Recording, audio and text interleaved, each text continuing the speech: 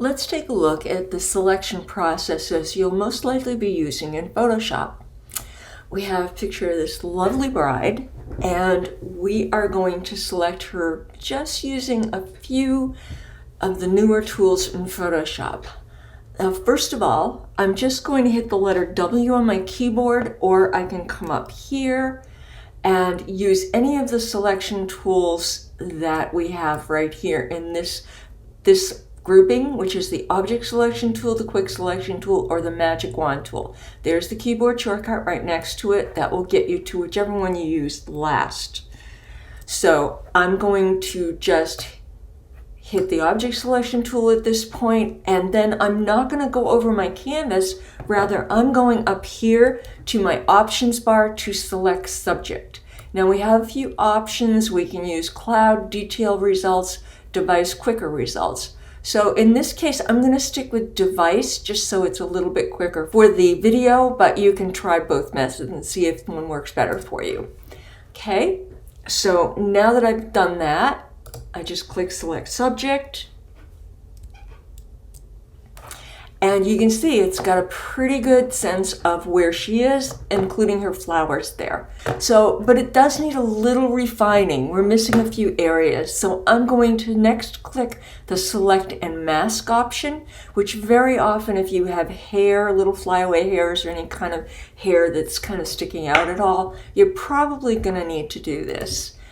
Photoshop's gotten really good at it, but not completely wonderful. So I'm going to use this Refine Edge Brush tool here. This is going to, what it says, refine edges. And this is a great tool to use on hair.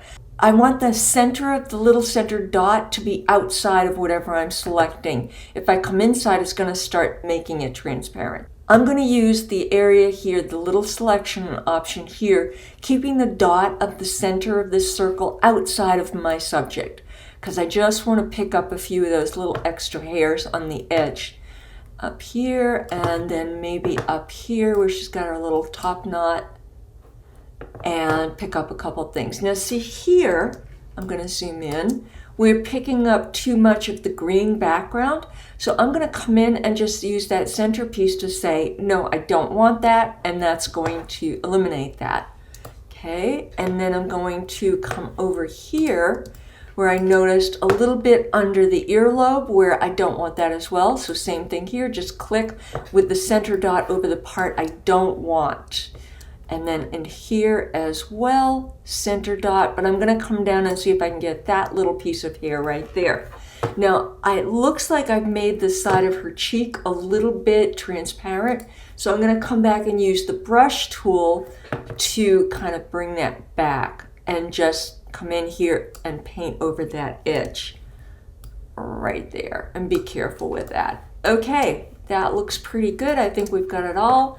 So I don't really need to do anything over here at the moment. Those, if you want to look into those, you can smooth the edges if you want to. You can bring the edge in a little bit if you want to kind of take a little bit of a halo off the edge when you're picking up extra pieces of something, extra pieces of the background. You can also feather the edge a little bit. I'm going to do that, just give it a tiny little 0.3 pixel feather. That's less than a third of a pixel. And then you can choose your output settings. In here, I can output it to a selection or a new layer with a layer mask. That means you can still edit it. I'm just going to keep it at selection at the moment, but normally I would do new layer with layer mask to give me a little extra editing options. So selection, when I come back, it is my file with the marching ants around it. Now that I have the marching ants, to get her on her own layer, all I have to do is copy and paste. That's under the edit menu up at the top of your screen, right up here. Or the other option, which is much faster, is Command J on the Macintosh, Control J on the PC. When I do that, it copies and pastes her to a new layer. Over here, we see that. And then if I turn the eyeball off by clicking on it, that makes the background layer disappear from view. It's still there, but it's just, we're not seeing it, and we can look and see how our we can look and see how well our selection is made. And in this case, it looks like we could put her on just about any background and do just fine.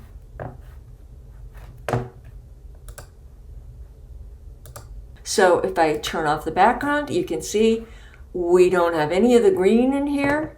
We have basically eliminated all of the background, and now we could put her on any background we want. We have picked up quite a few of these little stray hairs, which is exactly what I wanted to do.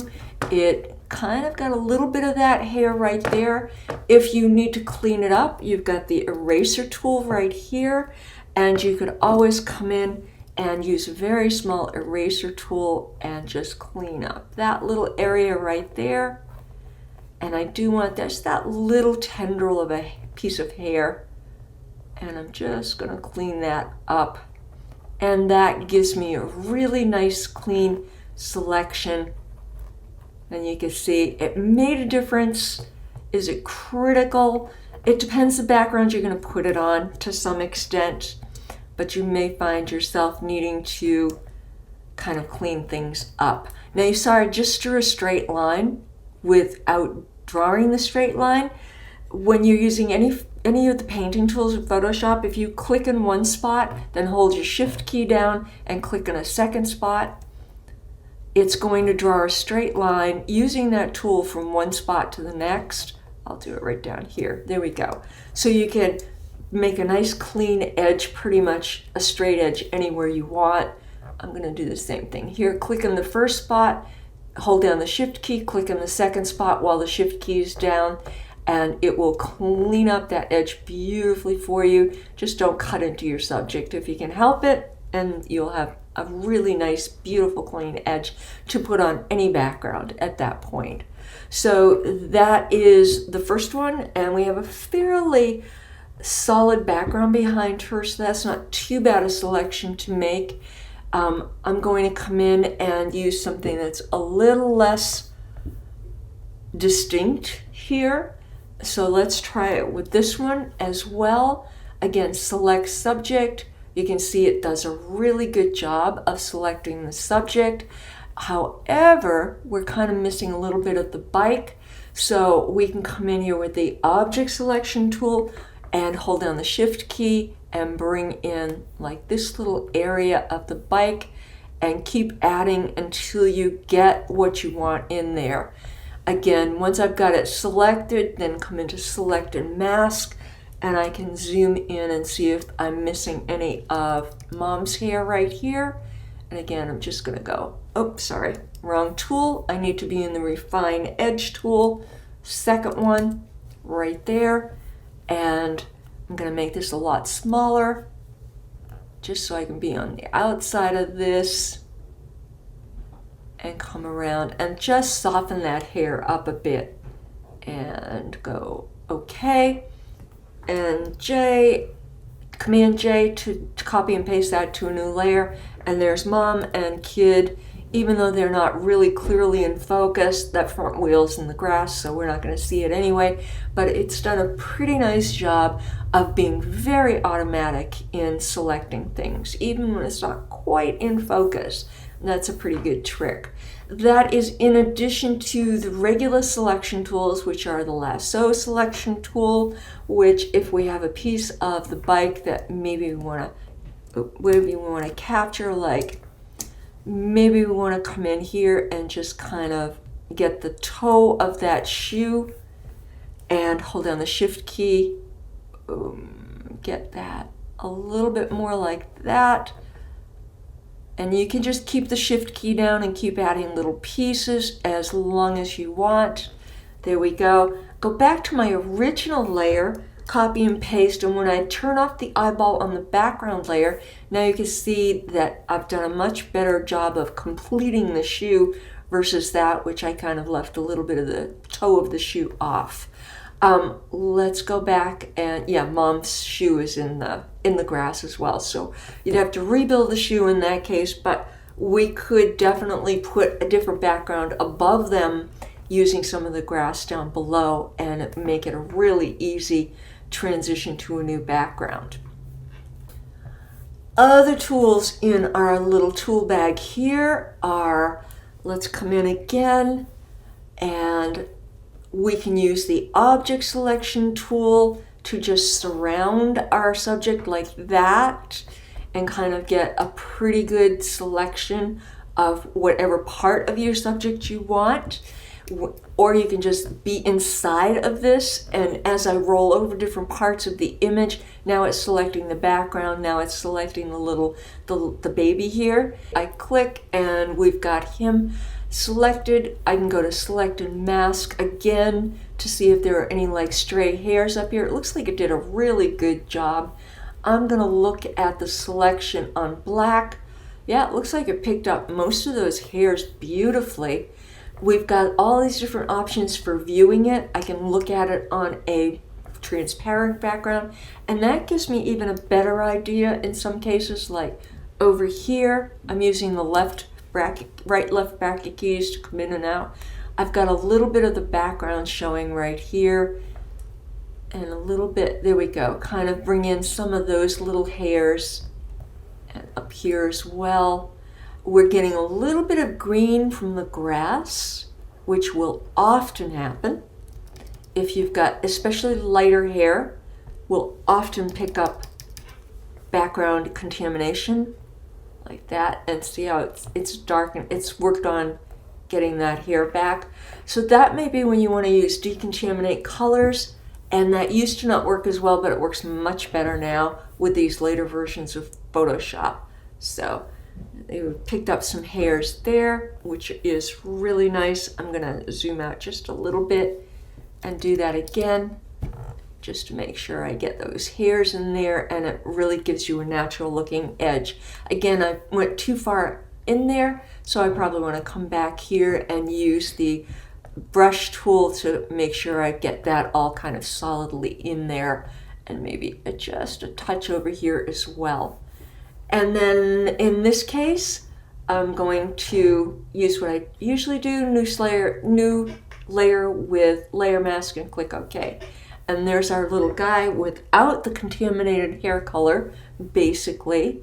And when we turn the background on and off, you see we can put pretty much any background behind him now. Now you notice we've got a little area down here where it's kind of looking like we didn't do as great a job as maybe we should. So you can always go back to your original layer and start again. You don't have to do the whole thing, but you can come in and select and mask. I just didn't see that area, and come in and just use the refine edge tool and come in and kind of soften that up and use that to fix that particular area. Click OK, and then copy and paste it, even though it looks like it might be coming in on them a little bit. Now up here in our top layer where it's got too much of the background, just use your eraser tool and erase it, because you've got it on that layer below, so you don't really need it on this layer. And see, you can merge those two layers once you've got it clicked, and come in and erase anything else that you think is just not working right there. So I'm gonna use a little bit of a soft edged eraser up here to kind of taper those hairs off and force them into submission, I guess you'd call it. And like right there too. I'm noticing we still have a little bit of a greenish tinge up here. So,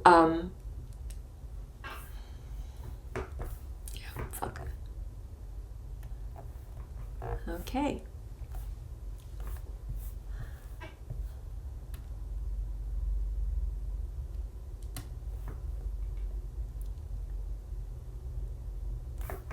Okay. You also got your contextual menu up here.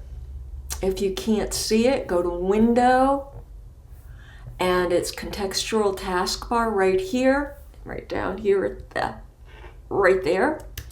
And that will bring this up, and that also, if you are in any of the selection tools, should show select subject.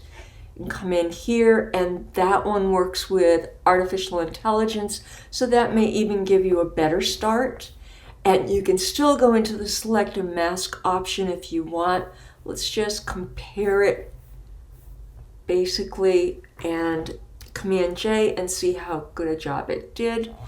And it did a pretty nice job. That's pretty reasonable. We can come in here and just use the eraser tool and kind of select a little bit of that and right in there and kind of clean that up just a touch.